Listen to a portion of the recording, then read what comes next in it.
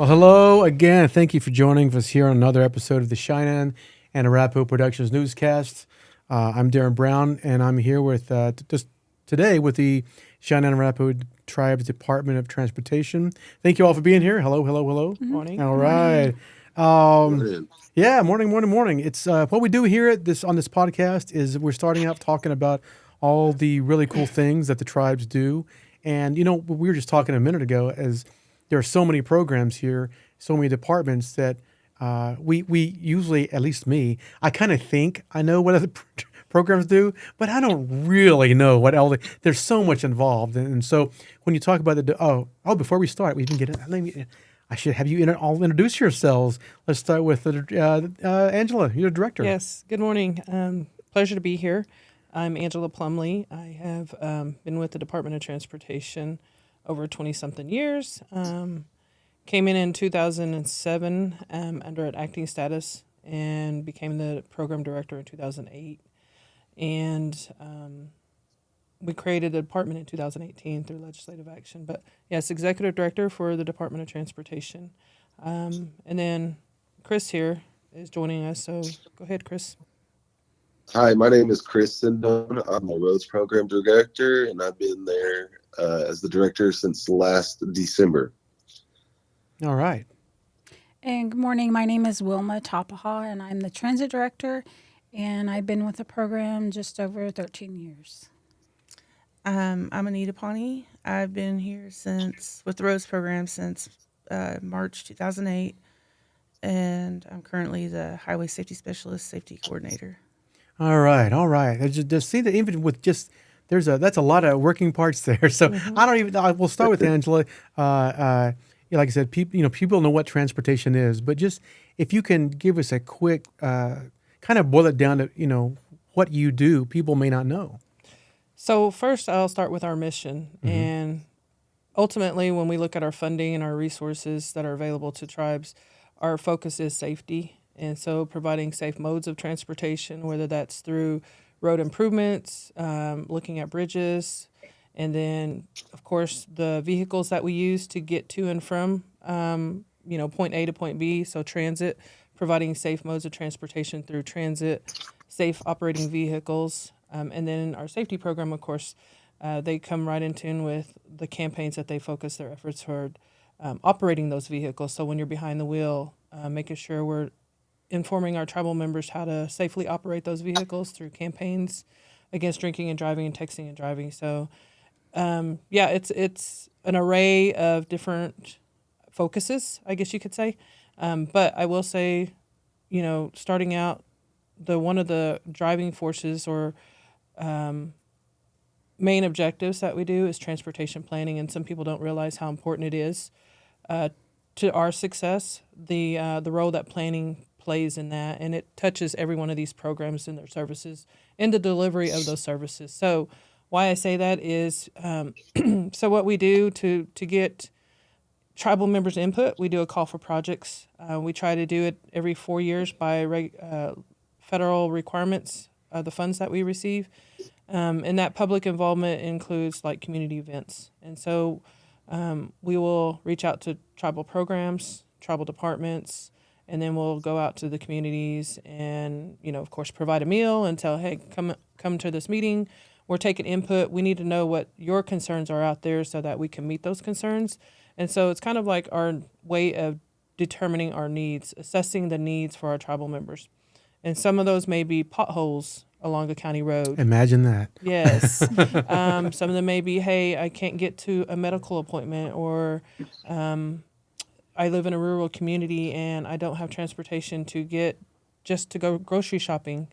And then some of them may be what we focus on coordinated efforts. Some may be a tribal member that needs a car seat, an infant car seat. And so that's where safety comes in play. And so that planning tool that we use to find out what our tribal members need, it really helps us develop goals that we can use these services to help reach.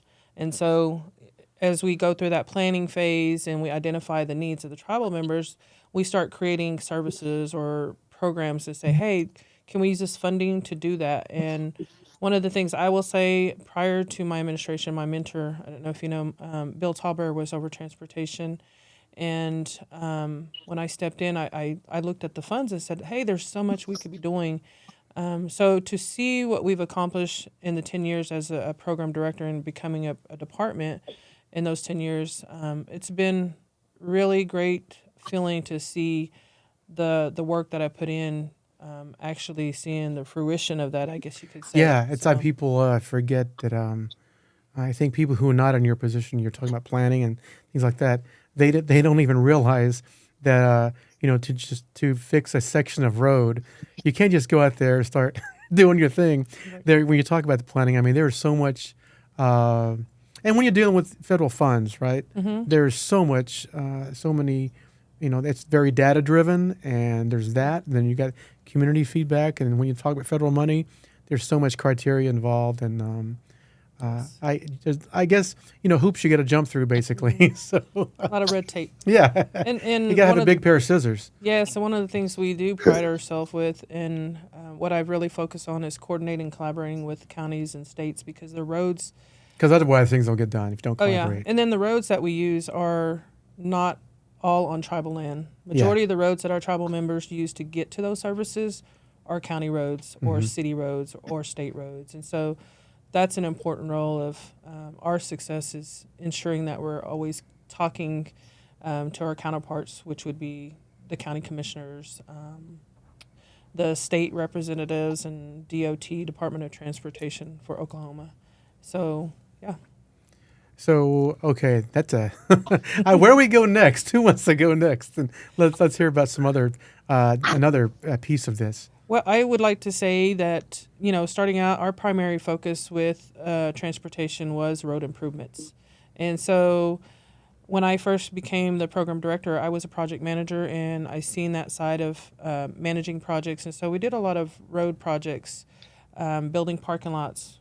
We've touched every community one way or another, and we didn't realize it till we had a meeting with our roads program director, Chris Sindone, about 3 weeks ago. We were looking at our list of projects, and I was like, oh my God, we've got projects that go back to 1993, where we did the food distribution parking lot and their truck well. And then parking lots for the child care centers, parking lots for the Head Start centers, IHS facilities, the Indian health facilities. Of course, we have 3 that we service. So we've touched Watonga, we've touched Clinton, we've touched El Reno. So doing those parking lots, we see that we're actually investing into those tribal communities through one way or another. But I'll let Chris talk about some of the projects he's seen. Because like I said, he got a touch of that history. We went to this office and said, I need to figure out how many square foots we've done in parking lots and how many miles of roads. And I had my list of projects, and I didn't have that on there, so we actually pulled up maps and was going through that. And then him coming in, he came in as a general labor, and worked in our maintenance side, and then eventually the position became available and promoted him into the directorship position. But go ahead, Chris. Turn it over to you. Yeah, coming into the department as a general laborer, I just always considered roads as infrastructure, and how important that was for our people and all communities. So I felt like where I was at, I was in a good fit for a career. I really wasn't sure where I was going to go, but DOT made me feel really welcome. She got us the training that we needed to back up with certifications for the work we do. It's been a really fun ride ever since I become the director as well. I've learned so much and have come so far. I just want to say, the roads construction maintenance program has made some strides in the past few years with the new employees that have come in and have taken the roles a lot more seriously. They have taken the roles and run with it. I just want to say I'm very proud of our staff right now. We have 11. That's 5 outside in the field, and then 4 supporting staff in the office, or 5 supporting staff in the office, including myself. And and all of us like to get our hands dirty as well. So it's not like we just can do one thing. We actually can even our project manager can jump on a heavy equipment. So, I'm very proud of all of our staff members. And we just to talk about roads a little bit, we're roads construction and roads maintenance. So those are the two sides of our program that are federally funded, but we also have the direct service side, which is the driveway assistance program, which is very beneficial to our elders, our handicapped that are in rural areas specifically that don't get these kind of services in town. So, the driveway assistance program is really, really probably an important part of our program, including, the construction and maintenance side, but the driveways, that was something that was passed by legislation in the tribes to assist our tribal members with. And, just to talk a little bit more about the roads construction side, getting involved with the planning and development side has really opened our eyes, and becoming involved with the SEDS plan. We got to input, our comments and what we thought was the best infrastructure, because that's kind of what I think about roads is infrastructure. So the infrastructure side, we got to actually have a voice and of opinion on that side. So collaborating with planning and development has been really well for us. Recently, we got we're able to stretch the tribe's funds out with the DOT's funds, on these big projects such as our current projects, the Tribal Justice Center, the Phase 2 project. We're assisting with that on the parking lot side. We were able to go over there and tear out some concrete ourselves. We also have another project over there in Colony. We're seal cracking the parking lot over there, restriping, going to install some more RV stalls. And we also have a driveway assistance contract out right now, which 9 tribal members are getting their driveways improved. So there's a lot going on, not just the maintenance side. We always have signs to replace, install, potholes to patch, parking lots to stripe, and it all, depends on the weather too, because we all have to deal with these uncertainties. The weather is a big part of what we're doing and how we schedule our projects and activities. But that's just a little bit about us and what I've seen since I've been in the position. And just to say, I was talking about trainings earlier. We do a lot of trainings. We do so many trainings. We go to training almost once a month, and that can be anywhere with our road scholar certification, which talks about every part and aspect of a road, building roads, from plan reading to the aggregate road maintenance side. And then you have the road safety champion, which talks about all the safety sides, and that's one of the big things about road is, being safety. We're on the road, anything can happen on the road. So, there's a lot of things that go into the play with the roads program, even including heavy equipment certifications. I'm sorry I'm going on and on, but I'm really excited. I was just gonna say, it's too bad that Chris doesn't like his job that much. I love coming into work. I really do. I mean, man, if we could just get him to be excited about his job, then I think we'd be okay. No, I feel the same way though. I mean, just think, there are millions of people all over the world who go to their job every day and aren't looking forward to it. I don't ever want to be one of those people. Right. And I don't think there's any danger of that happening with Chris. So, No. or any of you so far, but thank you so much, Chris, man, that you like it said, I love doing these because I learn so much, and then I can learn, and I have to know a little bit so I can ask intelligent questions. Yeah, me intelligent. Who knew? Every now and then. So, but we've got to get to who wants to go next and tell us, feed us more about the transportation department. I will say the tribal transit program was with the tribes from 1995 to 2000 under Bill Tallbear's administration, and back then it was managed by the state, and so we had to apply for funding through the state. Then, through the transportation bills that were issued back then, they put funds aside for tribes. And so when I became director in 2007, I knew that was one of the first things I wanted to bring back to the tribal members because we hadn't had services since 2000. We only had it for those 5 years. And so ultimately I applied for a grant in 2008. I received planning funds to get it off the ground. and then a capital grant to buy the equipment, which was the buses, and then ITS, Intelligent Transportation System software. And that was the first two grants to get us going. And so initially we were supposed to be and I'll explain the difference between the services.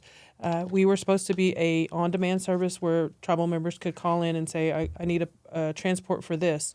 However, because of the way the regs were written, we couldn't duplicate services. So we had to quickly reinvent the wheel.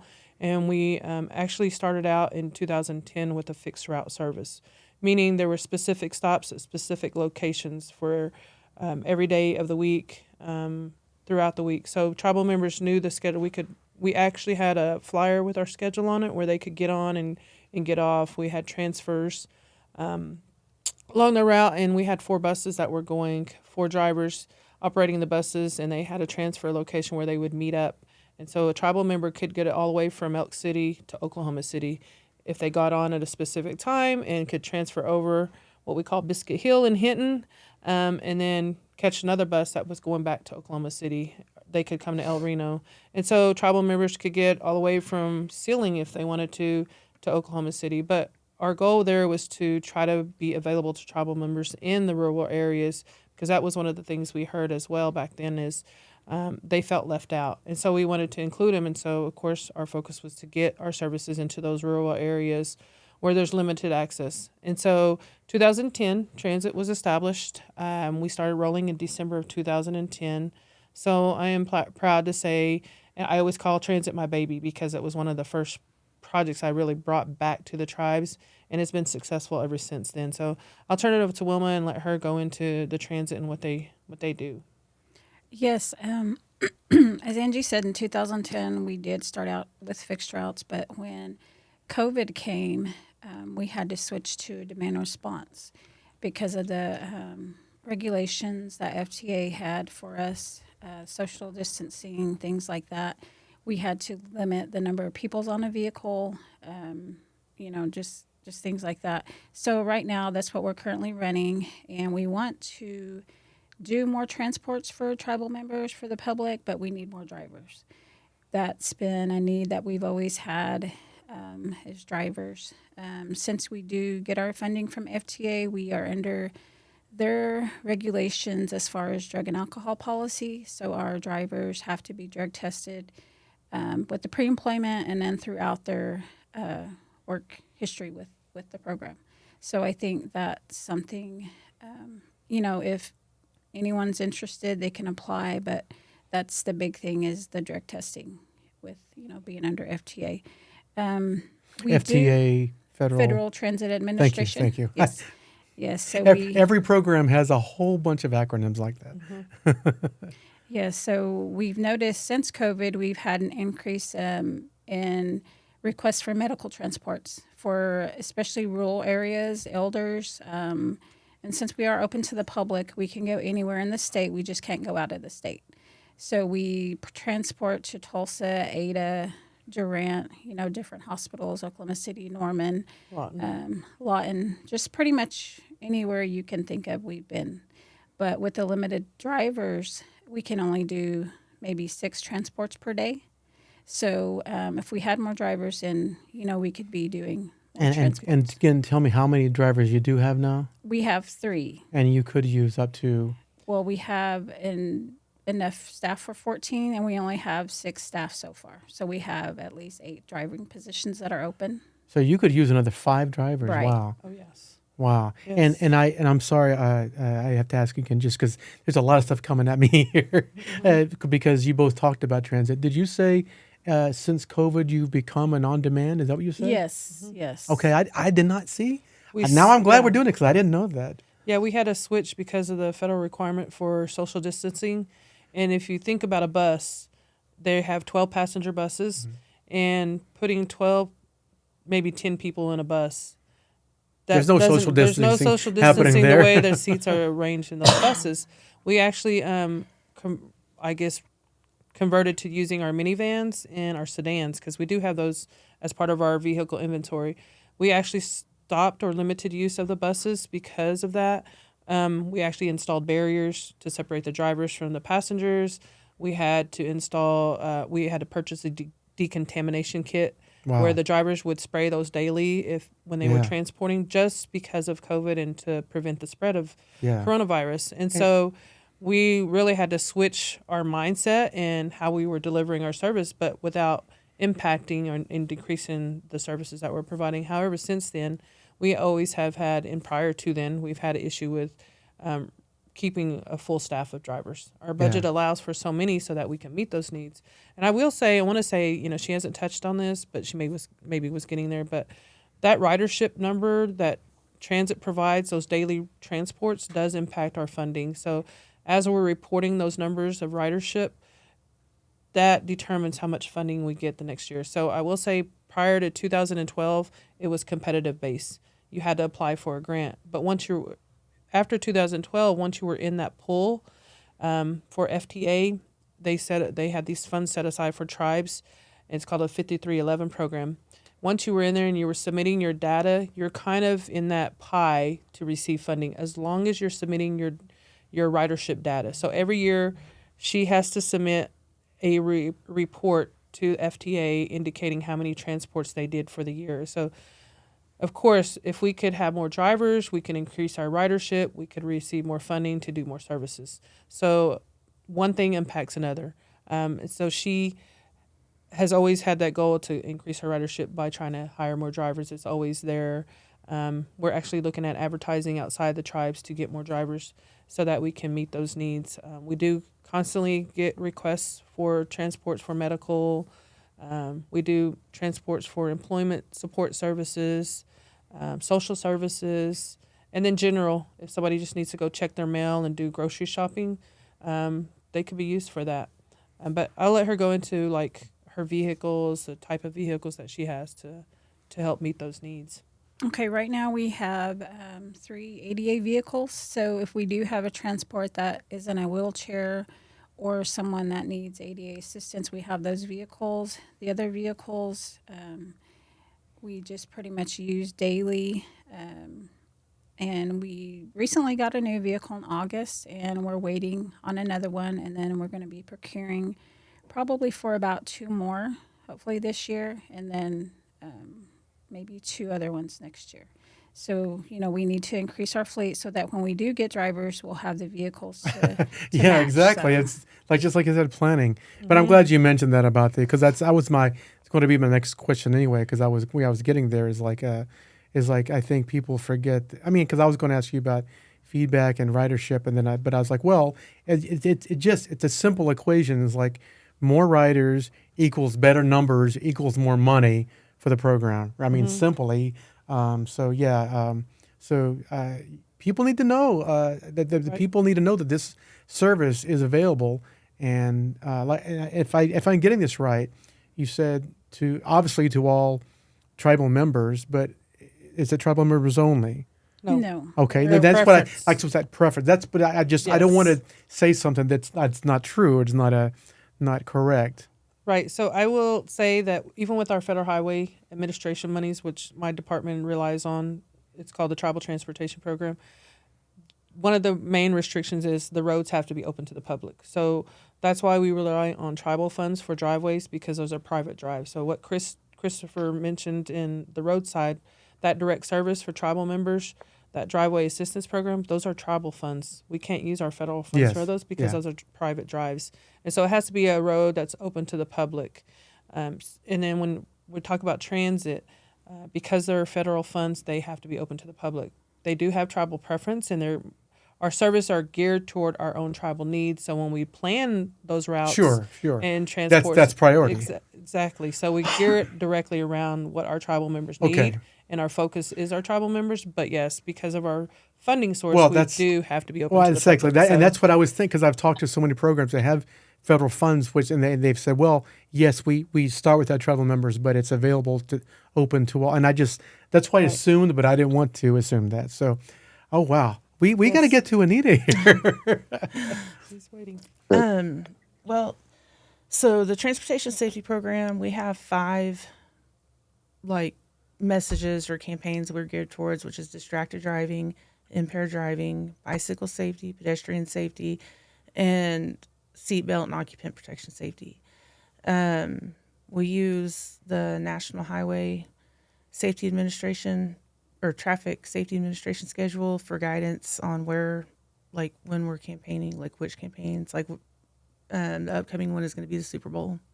So we'll have a impaired driving campaign for the Super Bowl and release like public service announcements. They have and it's national campaigns that they do. Click it or ticket. Buzz driving is drunk driving. Fans don't let fans drive drunk, which was they're going to campaign for the Super Bowl. Drive sober or get pulled over. You text, you pay, you drive. Buckle up every trip, every time. And one text or call could wreck it all, which that's kind of, I don't know if they use that one anymore, but that's one we've used in the past to get out there. We try to collaborate with different programs and departments. Dreams, we collaborate with them. In the summertime, we do a Live at 25, which is kind of like the defensive driving. They come bring them in and they try to teach them, don't text and drive, don't. And we do that with the summer youth workers. And let me ask you this: what kind of I said, cause we work with some youth over the summer as well, and summer workers, and we've been to a number of the your events that you have.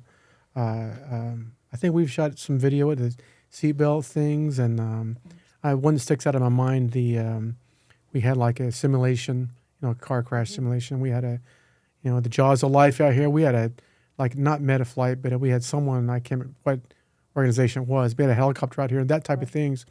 And I know that they didn't have that stuff when I was in high school. And I was thinking like that would have made a difference if I was that age, probably. But I'm just wondering, what kind of do you guys collect data on that, or do you just rely on feedback? How do you know that those things?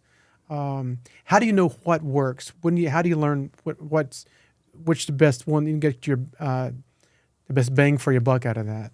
I'll answer that. So one of the primary things when we started talking about safety, and I will say safety, we did a pilot study in 2012 with a DDC, which is a defensive driving course amongst tribal employees. And we've seen that take off. And then in 2014, we started doing more activities. It wasn't until 2018 that we really started obligating funds toward safety and focusing.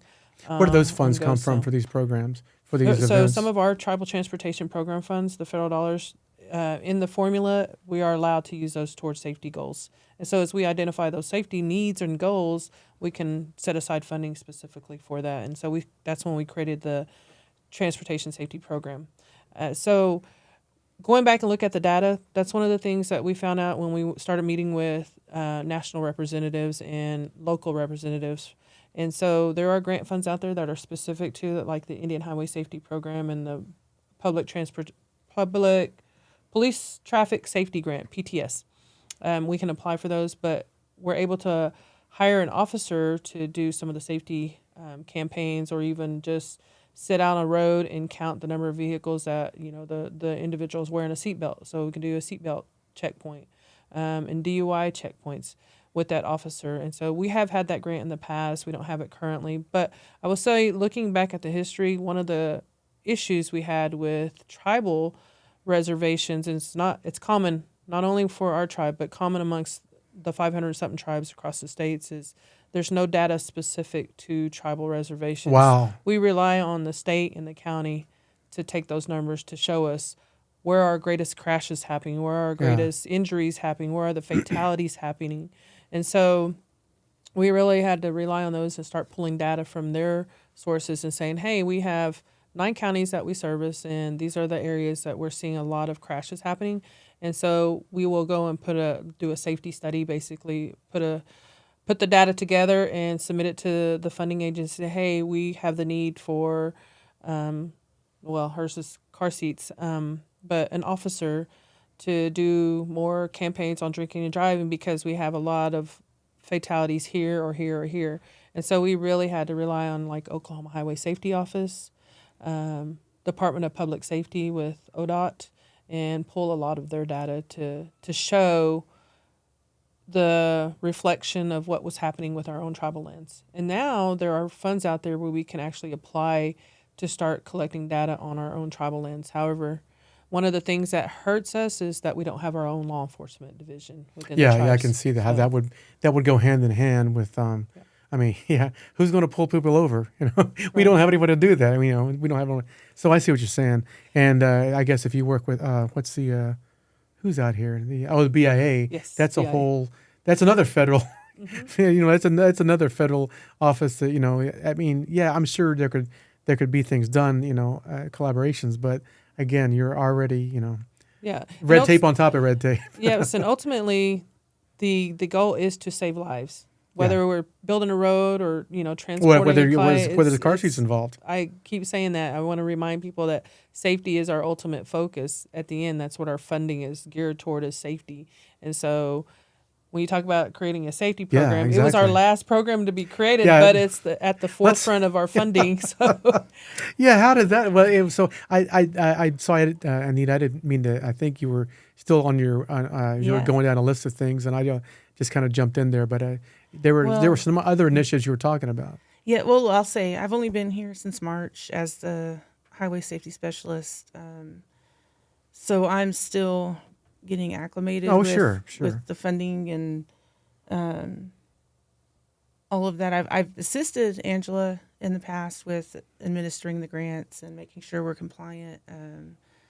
So I know that aspect of it, but as far as getting out in the communities and what's going to work, that I'm still in the learning process. I think that's probably. I mean, when we're talking about safety, I think like you said, there's so many things involved with it. I mean, I see people texting and driving all the Yes. time, and it's usually a car that's swerving this way or trying to swerve into my lane and look over and they're texting. Now, you can ask the people I work with; they'll text me, but if it's on my way home, and I've got a kind of a far drive home, kind of a long commute, they might text me at a particular time, and I don't look at it, until like an hour after, an hour later. Well, why didn't you text me? I was like, because I was driving. I consider myself a decent driver, but I am not a good text person. My daughter will sit there and, Right. First of all, and I'm not a good text. I don't like to text anyway. Yeah. So you combine that with getting on the highway and people trying to pass me at 90. No, I'm not doing it. And so, Right. but it kills me when you got young drivers who grew up with phones in their hand Yes. that are doing that. And so I'm sure that that data is still forthcoming. yes, and I would say probably pre-COVID, we went to a training and everybody there was speaking about how prior to that, drinking and driving was the number one cause for death-related accidents. And at that time, it was switching over to Wow. texting and driving being the number one cause for death-related accidents and incidents. And so texting and driving has surpassed drinking and driving incidents when we talk about safety.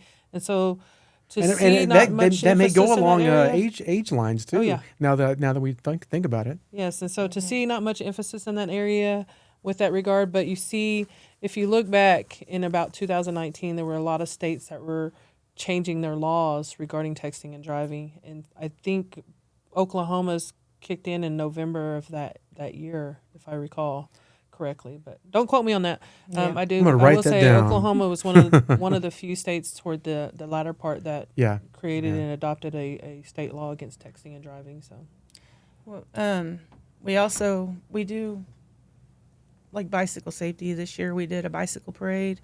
We collaborated with Respect. We had 12 bicycles donated, and there was only 10 participants. Sometimes that's my issue, is getting participation Yeah. from the community. I see what you're saying. And everybody that came that day walked away with the bicycle. I should have been there. We also collaborated with them for the Halloween. Like, we go out and we do pedestrian safety. And the campaign for that was Be Safe, Be Seen. We handed out glow sticks, bags. We also collaborate with Oklahoma Safety Council for our defensive driving course, and that's with our... Quit hitting my table. We're okay. So, this past year, the personnel policies changed, and the defensive driving course is mandatory now. So we've been trying to get that course out there to all the employees. once my participation started going down, I was only offering it once a month. So my last class was 11. So for 2024, we're doing quarterly classes. With the defensive driving course, you can get 10% off your insurance up to, depending on if your insurance participates in that. You can get up to 2 points off your driving record. So not only does it benefit you as an employee, but on a personal level. So it's open to. I'll take 10% off my insurance. I'll take 10% off anything these yeah. days. I had a tribal employee come to me and tell me he has like 5 vehicles on his plan, and he saved like $500 annually, for the year. I may have to talk to you guys about that. I don't know. So Surprised you haven't taken the class. Yeah, you got a senior citizens plan? No. yeah. So, So just because I'm interested, come at me with that again. Is that anyone across the board here? I mean, how does that work? It's So there's a defensive. Okay, what is a defensive driving course? Is it a 1 day, 2 day thing, or is it's an 6-hour course. The Oklahoma Safety Council instructor, they'll come in and basically they go in and they teach you how to avoid like road rage incidents, how to avoid those. If you find yourself in one, how to de-escalate, get out of the situation, teaching you about texting and driving, alcohol impaired driving. They try to teach you healthy driving habits, best practices. So they've done they do a really good job. So when you complete that, there's like a certificate, or and who gets that? Where does that go? That comes to me. They'll send it directly to me, and then I make sure that we get it out to the employee. I mail them. Up until recently, we were getting the paper copies. Recently, I got digital copies. I was able to email them directly to each individual. And then so that individual can take that digital document and send it to their insurance company. And wow. Yeah, Yes. and the same thing with the Lab at 25. When that's available to it's like 15 to 25-year-olds. Whenever that's available, that also is eligible for a insurance discount, if they turn that in. Man. So yeah. I don't know if anyone knows about that, but I'm just saying these days, any kind of discount that you're offered, you should go do it. Yeah. So one of the things I want to say with the DDC is it teaches you how to become a defensive driver, so that for those of us that haven't had driver's ed in 30 or 40 an offensive years, driver. So those of us who haven't had driver's ed in 30 or 40 years, you forget some of those rules. You get into a habit behind the wheel, and so it kind of refreshes your memory of what the state law says about this and what the state law says about drinking and driving or seatbelt use. But if you get a new vehicle, a lot of those have a lot of features built in. Oh, I know. So like that little ding and that light going off to remind you to put your seatbelt on, that was because of NHTSA, started having vehicles developed and designed that way. And it's so surprising that you can, like I go to different events and people are talking about, oh, now I've got a lane assist. Yeah. And I'm like, I get in one of those new vehicles, I'm like, turn that thing No, off. I bought a new vehicle last summer, and I gave it a month or two, and I had to disable it because it would try to pull me back in the lane, and that's that's the last thing you want. I mean, Yep, it responds to you as a it'll let driver. me know things, but I don't want to, I don't. But some of those safety features are because of NHTSA. What's NHTSA? NHTSA is a National Highway Transport. Yeah, I was almost Safety there. Association, which the campaigns they put out, we pull their calendar every year, and we're like, okay, what campaign are they working toward this year? So here we are. We're trying to avoid reinventing the wheel. You're going to see the message on TV. You're going to hear the message on radio. So what she's doing is taking their campaign and just kind of reiterating it to our tribal members. So it has that direct impact to our tribal members. So basically just taking what's out there and making it tribally driven so that it relates to our tribal members is ultimately the goal, so that we can get that message across to our tribal members so it has a greater impact. Because ultimately we're trying to save their lives, make them become responsible drivers when they get behind the wheel. So I really liked when we started focusing our attention on safety and some of the campaigns that we do and doing more hands-on type of training and reminding people. We also get the BIA to come in and do a field sobriety and show people, the youth especially, what happens when you go through a field sobriety And so they'll do a mock field sobriety. And of course, you mentioned the Sydney course, which is simulated impaired driving experience. And so she's in the process of trying to acquire her own system so that when we are out there doing a campaign against impaired driving, drinking and driving, she can set that simulator up or set the driving course up, and they'll go through the course without the drunk goggles on and then with the drunk goggles, and they get timed. And then the simulator on texting and driving, that's the one that she's trying to purchase right now. And it's going to be, it's really kind of like a real life situation. It has a system, you get up, and it comes with 2 phones that's networked to the program, to the software. And it has you driving in real life situations. It'll randomly send you a text, and they'll look down and they'll see how long it takes. Yeah, people don't realize. And you're driving at 70 miles an hour, and you look down for 2 seconds. You've covered a lot of ground. Yes, and that's one that we want to use. Like, we like to get out into communities. COVID kind of, put a kibosh on that for a while, but we like to go to like Burger Day, the Cheese Festival, OIN, set up the Sydney course, have the youth come in. We also, we received a grant this year from the Bureau of Indian Affairs, Indian Highway Safety Program Occupant Grant. And we were approved to purchase 80 car seats. Last year, I got rid of 44. This year, my goal is 80, to get rid of all the car seats that we purchased with them. And we do by appointment only. We also have collaborated with Safe Kids Worldwide to set up like car seat checks. We go out and we do car seat checks. If they need a new one, one's provided. It's no cost. Yeah. We just need them to provide a proof of. And people think a car seat check, who needs that? No, trust me. Yes. Because I know that, even before, well, especially before like the latch system on cars, there was every car seat would hook in differently. I remember when I first, before, when my kids are really young, they're not anymore. When my kids are really young, I think I spent probably 3-4 hours trying to figure out how to put in the first one. And then once, then you get one down, then, at one point we had 2 small kids, and I was like, it was a lot, because going through my mind is like, see all those commercials where they go flying. I'm like, okay, I'm going to get this right somehow, some way. But even then, I mean, but I think what I'm trying to say is, new parents, it's fine. It's perfectly normal to ask, hey, can somebody help me do this? And you guys are the experts, right? Yeah. Why wouldn't you ask for help?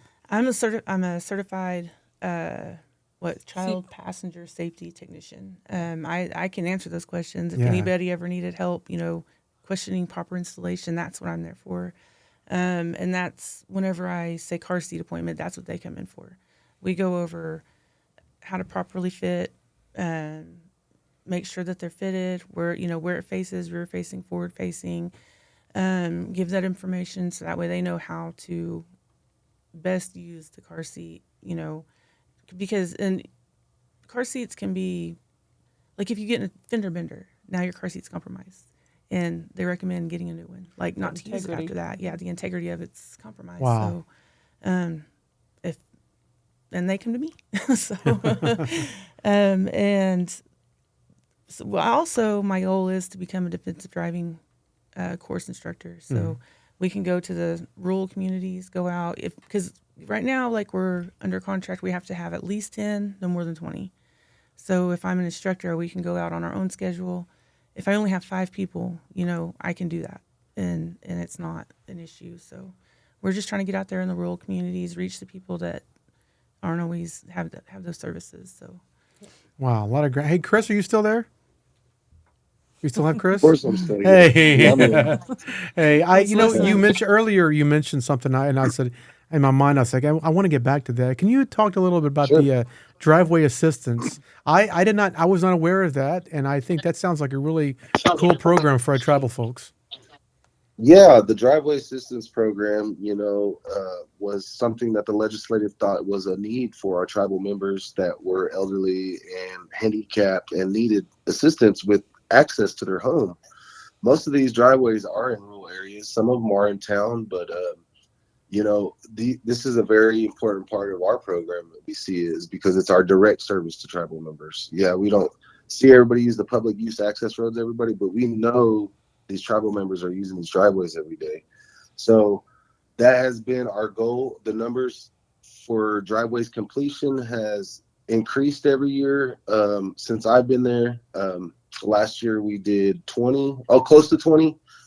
Next year our goal is 30, or this year our goal is 30 to get 30 driveways done. And I believe we're going to surpass that goal this year because we have been doing a lot of trainings, and we have some guys with a lot of experience in concrete work and stuff like that. So we're gonna ramp those numbers up this year, and that's something, we ask the tribal members to have patience with us. We're working down the list because there is a list, and we've had to go through and reassess the list many times due to sometimes just a death and of a tribal member, and they're no longer a part of the list, but their family member may jump in that number for them on the list as long as they provide a new application and get all their supporting documents in that says that they have ownership of the home. So like we said, it's more of a private homes type of setting. So we do need that proof of ownership of is one of the extensive applications that you have to do. But it really is a good program. We are really gearing up to jump back into it as soon as the weather clears up. I know the weather has been looking good this week, so I know the guys are out there gearing up, getting ready. I know we're going to get a little bit of rain here and there, but we're going to work around it. We're going to get to as many tribal members as we can this year, and hopefully be a beneficial program for the tribes. So- Yeah, I would. I'm sorry. Let me finish. Let me ask him something real ahead. quickly. I was going to guess, and I could be wrong, but I would assume maybe that since we are talking about people forget sometimes that Concho is on the eastern end of the whole tribal service area. Which are we talking 9 counties? 9 counties. 9 counties, all the However- way to Woodward, basically. Yes, but I will say, and that's what I was going to add on to what Chris explained. Prior to him coming here within the program, and I, kind of laying out my goals and objectives for the program, or where we need to grow, what our needs are to meet those requests. That waiting list was probably a little over 120, or about 120. And my goal ultimately was to knock out like 40 driveways a year. And I said, scale it the way you see fit, but let's get the individuals on. The other thing, what you're asking about as far as the service area, because these are tribally funds, we're not really restricted to our service area. In the past, we did do driveways for 2 individuals in Oklahoma City. And one of the things that helped us go in that direction is, and so identifying the need. So if it's a school bus route, a tribal member in a rural community has a school bus that needs to gain access, that could be an identified need. Individual that has a home in the city, in the local area, and you're getting code violations to your home and your property, we can come and assist with that. And so our priority, of course, what he mentioned is our elderly and those that have handicap access. So you need a sidewalk with that. That's what I was going to say. Driveway. We do add that in there as well. And then the 2 requirements, tribal member, because it's tribally funded, and ownership of the home. So if you're under housing authority, you can get a letter from the housing authority that says we are authorized to go in and do those improvements to the home, because it's still owned by the tribes one way or another. And so ultimately the goal is to make it safe access for the individual to get in and out of their home, whether they're handicapped or disabled. But the scope of work, we did come up with some plans, so they can be single driveways or double depending on what the need is. And then we do gravel for some part. And then if there's drainage issues, we do try to install drain pipes if necessary. Some of the issues we're seeing in a rural community, they might be on a sloped access. And so our crew is getting trained in that area on how to install those pipes properly, how to shoot elevations. Wow. And See, make now sure- it's Yeah. getting heavy. No, actually, Yeah. and you touched on it because I wouldn't have thought that you do in Oklahoma City. My question was going to be something. I was going to assume that a lot of what you do is like you have to. I know in rural Oklahoma you got a lot of dirt roads, and you probably got a lot of dirt and gravel driveways, and Oh, yeah. I'm assuming that's a lot of those. Are you replacing those with concrete? And if there's a wheelchair involved, you're talking Oh, yeah. ADA stuff, right? So, yes, when I came on, we did a lot of gravel prior to. Which only works my for a short administration. while. And yes, and so we had individuals that were reapplying after about 5 years because it would get washed away. We Yeah, didn't form it properly. We didn't stabilize it properly. We didn't install drain pipes properly or stay drain pipes at all. So the same issue was happening over, and I looked at the situation and said, okay, how can we keep this from happening where we're having to assist that individual every 5 years? And Chris knows this. I think he's heard me say it 2 or 3 times. It's like, I don't want to come back and spend another $5,000 Yeah. just to deliver gravel to this home. What can we do? So we started building concrete pads. And so when we're in these communities, it's funny. I tell this story all the time. We'll finish 3 driveways in Hammond, and they'll see the concrete pads, and then we'll get 3 more applications for the town of Hammond for the tribal members because they Hey, see nice what we've driveway. done. They see what we're doing out there, and then our list goes back up again. Did you and they're see like, Auntie's driveway? Hey, Yes. I gotta get one of those. Yeah, so word of mouth and things like that happens, and so we kind of anticipate that. But to try to stretch the dollar out and service more, Chris is working on a plan to say, okay, how many driveways do we have in the town of Canton? Maybe we can service all of those at one time. Yeah, that makes perfect sense. And deliver the material there and stockpile it there so they can focus on driveways in that area. And then also looking at the individuals that are elderly, putting them as a priority, especially if they have a disability or something like that. And then, of course, when you're working in the cities, we do have some elderlies that live in the city that don't have a concrete pad to even access their home. They get the same washout.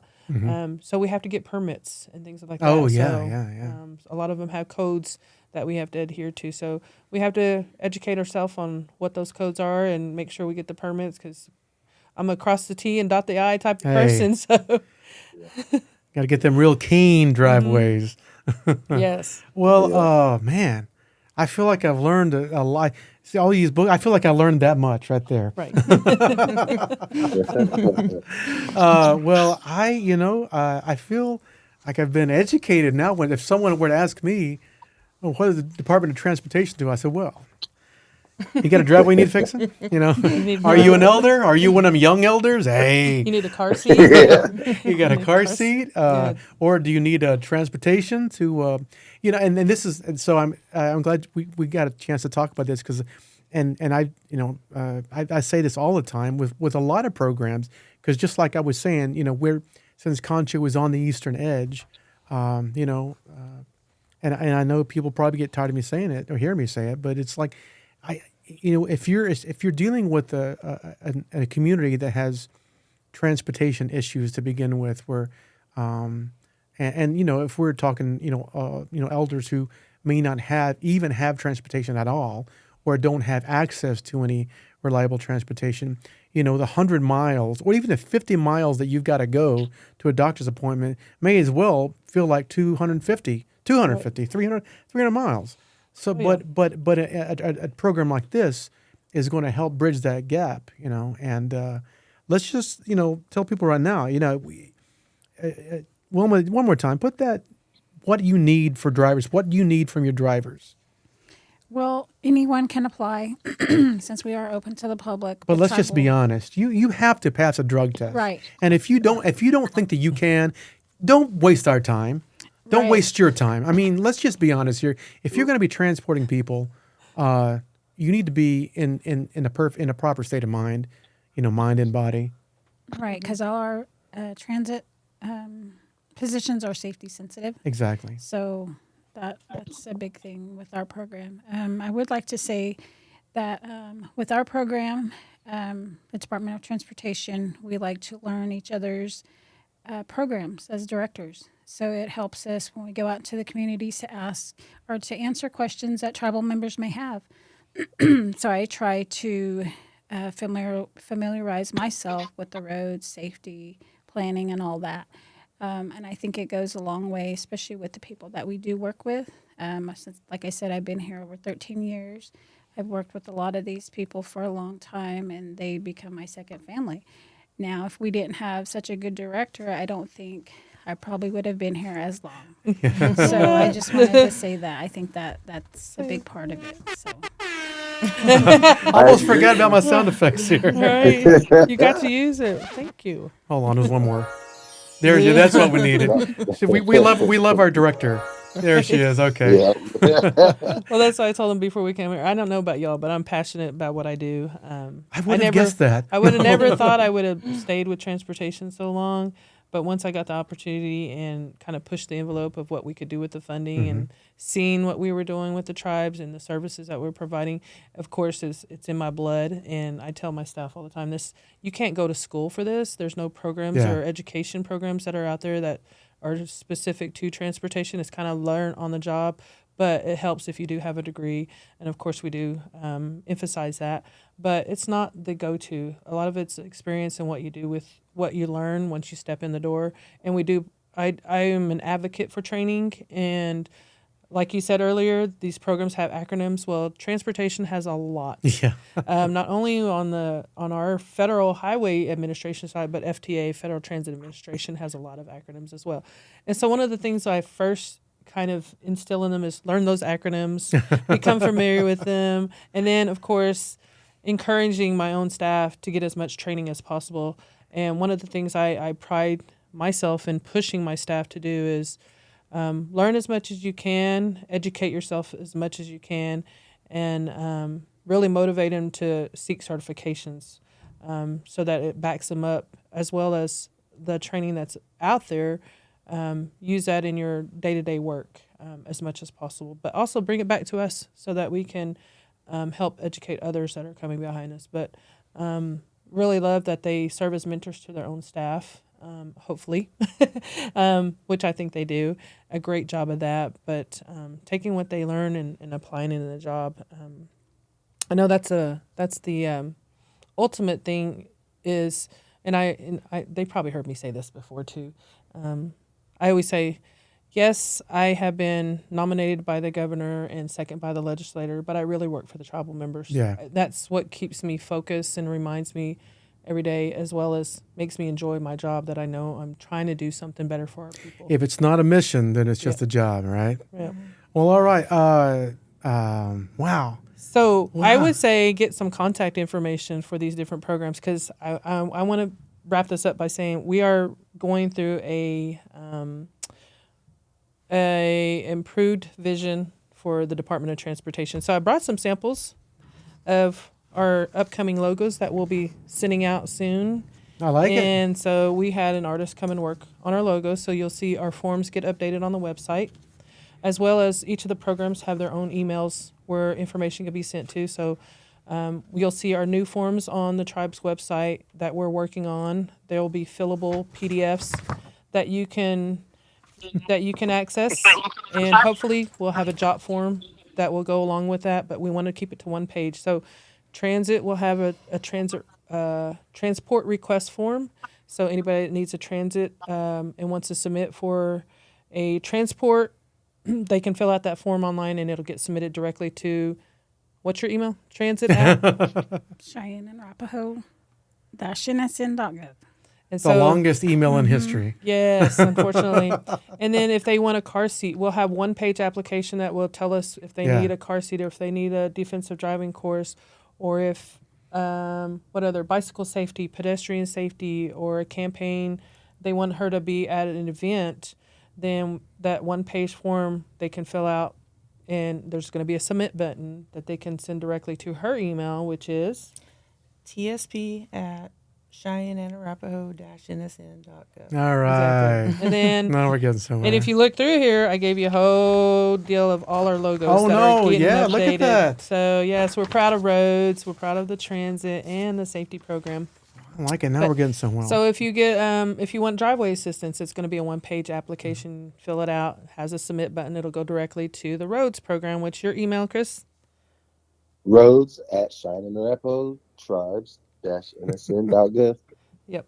So each one of them, we just got their emails established.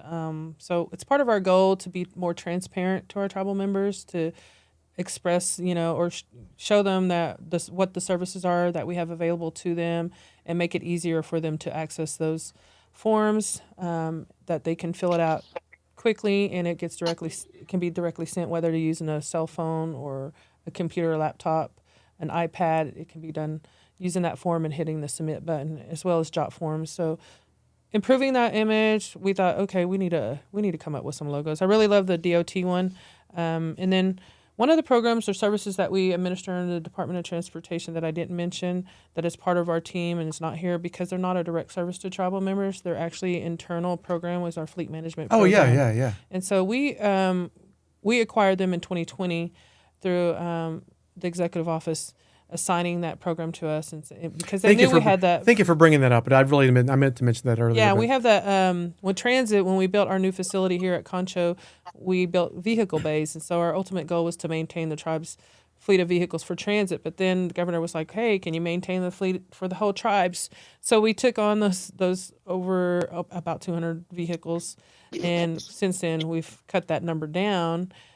Their responsibility is to dispose of those, so they have auctions. You'll see an auction coming up soon to dispose about 12 to 20 vehicles is what she tries to get accumulated, so that she can, those. And tribal members will have preference first.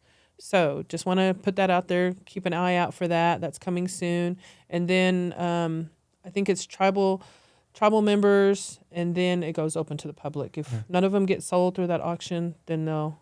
And sometimes they'll have a minimum base amount. But part of that responsibility is like the insurance and claims for any incidents that tribal employees may have in those vehicles, fuel man, the tags, responsibility, maintaining them, making sure they're in a state of good repair is what we call maintenance, repair and maintenance. And so getting the oil changes and making sure those vehicles are safe to operate. So Sonia Orange is our director there at Fleet Management Program, and she has a staff of 2 that assist her. And so they're constantly busy. And so, unfortunately, she couldn't be here today. She's not a direct service program, but we did want to express that we do have available to We the are tribes. sorry we missed you, Sonia. We're And sorry you so- missed us. But yeah, it's nothing that, tribal members can benefit directly. It's managing the tribe's assets. Which is So, entirely important. yes. All right, well, I'm going to sneak some music in on you. I'm going to play us off the stage. Well, folks, Chris, thank you so much for being here. Thanks for having us. Cheyenne and Arapaho Productions podcast. We will see you guys soon. Thank you.